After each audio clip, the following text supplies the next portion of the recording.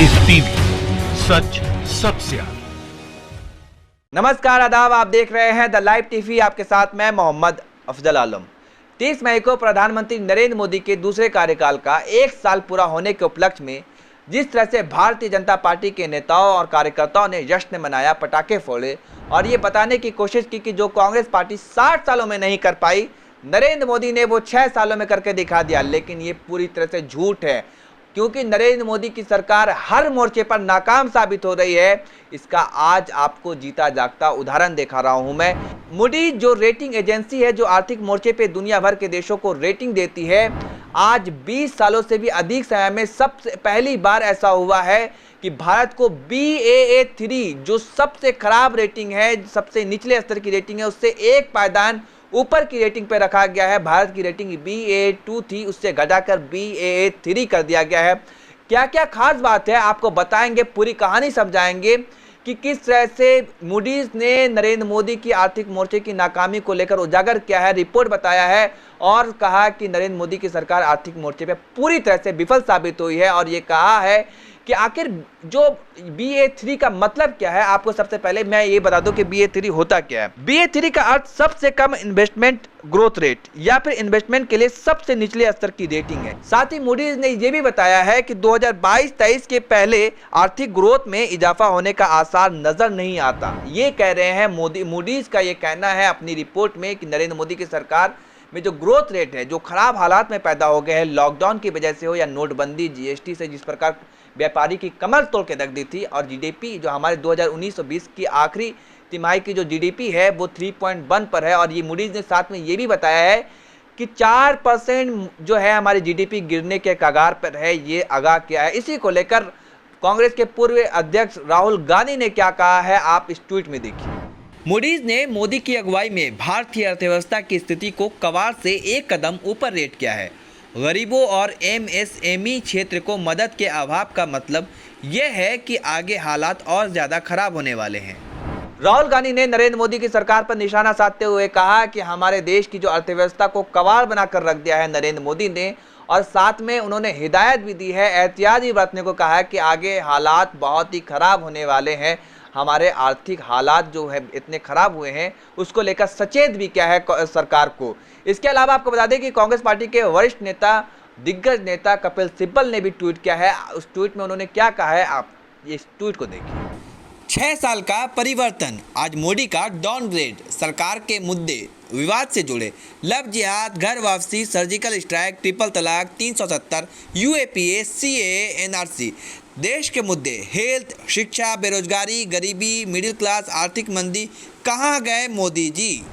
कपिल सिब्बल ने अपने ट्वीट में देश के मुद्दे और सरकार के मुद्दे बताए। देश के मुद्दे जो हैं वो रोजगार, शिक्षा, स्वास्थ्य, ये सारे हैं, जबकि उन्होंने बताया कि जो सरकार के मुद्दे हैं वो 370, घर वापसी और लव जिहाद, ये सारे मुद्दे बेकार के मुद्दे, नफरत के मुद्दे और जो लड़ाई और फसाद के मुद्दे हैं, वो सारे मुद्दे सरकार के मुद्दे हैं। सरकार उस पर ज़्यादा ध्यान दे रही है। UAPA, NRC, CAA, ये सब सारे जो मुद्दे हैं, जो बेकार के मुद्दे, उस पर सरकार ज़्यादा फोकस कर रही है, बजाय इसके कि लोगों को रोज़गार कैसे मिले, हिंदुस्तान कैसे डेवलप हो, कैसे विकास करे, कैसे आगे बढ़े, कैसे तरक्की करे। जो सपना दिखाया गया था अच्छे दिन का, हर हाथ में रोज़गार हो, हर चेहरे पे मुस्कान हो, वो सारे के सारे सपने जो हम लोगों को दिखाया, परोसा गया था 2014 में, नरेंद्र मोदी जब प्रधानमंत्री नहीं बने थे तो उस समय कितने हसीन सपने और ख्वाब दिखाए गए थे, वो सब नाकाम साबित हो रही है।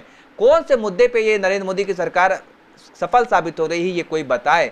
क्योंकि जो 60 साल में पहली बार ऐसा हुआ होगा कि 40 ट्रेनें अपना रास्ता भटक जाती है, 2 दिन के सफ़र को 9 दिन में पूरा करती है, फिर भी हमारी मीडिया पीठ थपथपा रही है और बवाही लूट रही है कि नरेंद्र मोदी की सरकार बहुत अच्छा काम कर रही है। इसके अलावा जो कोरोना वायरस के जो मरीज है वो दिन प्रतिदिन बढ़ता जा रहा है। 2 लाख की जो संख्या है उसको भी क्रॉस कर गई है। हमारे देश में कोरोना वायरस से जो पेशेंट है, कोरोना वायरस के जो मरीज है, वो 2 लाख से अधिक हो गए हैं और भारत पूरी दुनिया में 7वें नंबर पर पहुंच चुका है।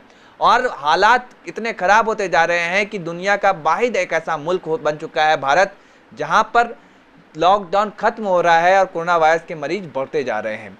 अब सोचिए कि 18 मई के दिन 1 लाख पहुंचा था, 1 लाख मरीज की संख्या हुई थी और आज कितनी जून है, 2 जून को 2 लाख क्रॉस कर गया है। तो ये सोच सकते हैं कि क्या हालात बना के रख दिया है देश का और कितना मजाक हो रहा है देश के साथ में। लोगों के पास खाने को नहीं है, लेकिन हमारी मीडिया क्या बता रहे हैं कि सब अच्छा है। अगर सोचिए कि मूडीज ने रेटिंग पॉजिटिव दिया होता तो किस तरह से बवाही लूट रही होती मीडिया में, लेकिन अभी क्या है, मीडिया में पूरी तरह से सन्नाटा पसरा हुआ है।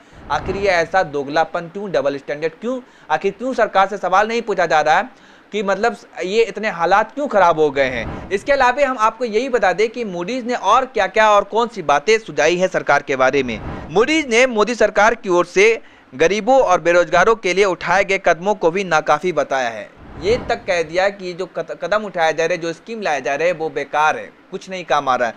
और साथ में आपको यही बता दें कि सरकार ने जो 20 लाख करोड़ रुपए का जो पैकेज की जो अनाउंसमेंट किया है, जो घोषणा किया है, उसके बारे में क्या कहा है मूडीज ने, वो भी सुन लीजिए आप।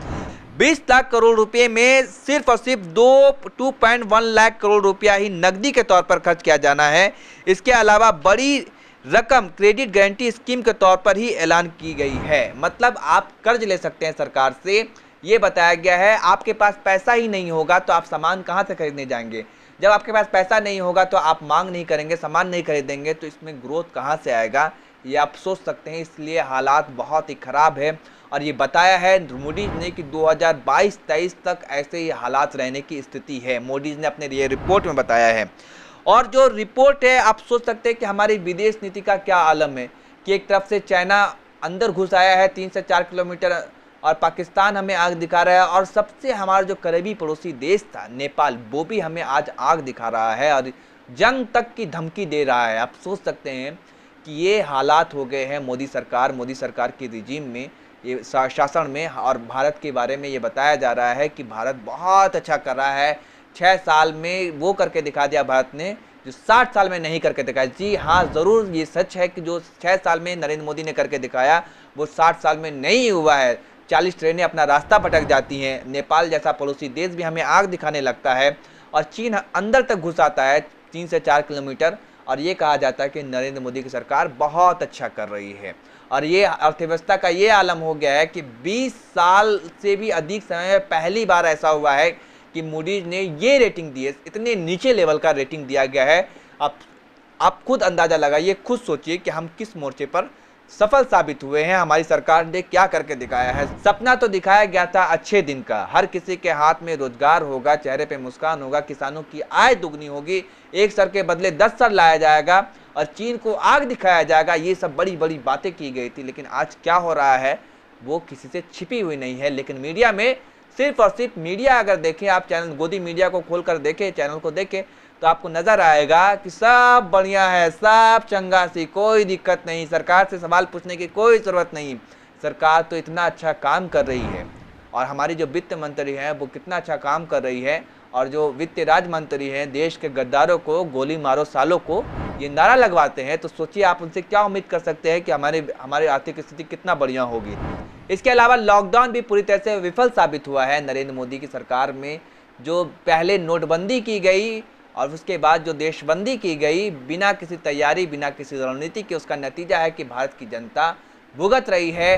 और ये आलम, ये हालात पैदा हुए हैं कि लोगों के पास पैसे नहीं है खाने को, लोग आत्महत्या कर रहे हैं, लोग तड़प रहे हैं, बिलख रहे हैं, लेकिन हमारी मीडिया में सब चंगा सी है। 6 साल पे जो जश्न मनाया गया, लेकिन आपको ये सरकार ने साथ ही साथ ये संकेत भी दे दिए, सरकार को पता है कि हमारे हालात बहुत ख़राब हैं, इसलिए संकेत भी दे दिया है कि आप आत्मनिर्भर बन जाएं, क्योंकि सरकार के पास अब कोई चारा, कोई उपाय, कोई रणनीति, कोई नीति नहीं है।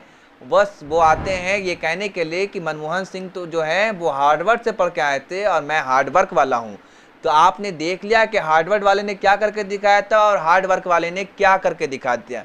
हार्वर्ड वाले ने जो देश को बनाया था, जो देश की हालात को सुधारा था, कि 2008 में जब मंदी आई पूरी दुनिया में तो हिंदुस्तान को उस मंदी से निकाला था, हिंदुस्तान में कोई असर नहीं पड़ा था। लेकिन हमारे नरेंद्र मोदी की सरकार ने क्या करके दिखा दिया वो आप सब खुद देख रहे हैं। हार्ड वर्क वाले ने क्या कर दिया देश के साथ वो आप खुद देखिए।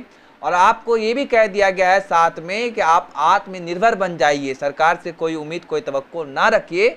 आप खुद देखिए, खुद समझिए, आपका काम जाने, आप जाने, बस सरकार अपने वादे और अपनी जो सपने हैं वो दिखाते रहेगी और आप इसी तरह से देखते रहिए और भक्तिगिरी करते रहिए। अगर अब भी आपको ये समझ नहीं आ रहा है कि मोदी सरकार पूरी तरह से विफल साबित हुई है, तो आप सपने देखते रहिए और हसीन सपने देखिए। जब आपके घर तक ये काम पहुंच जाएगी, जो तंग हालात है, फिर आपको समझ में आएगा। क्योंकि इंसान को तभी एहसास और महसूस होता है जब खुद पर बीतता है, खुद पर पड़ता है, नहीं तो दूसरे का दर्द एहसास नहीं होता है। धन्यवाद। लाइव टीवी, सच सबसे आगे।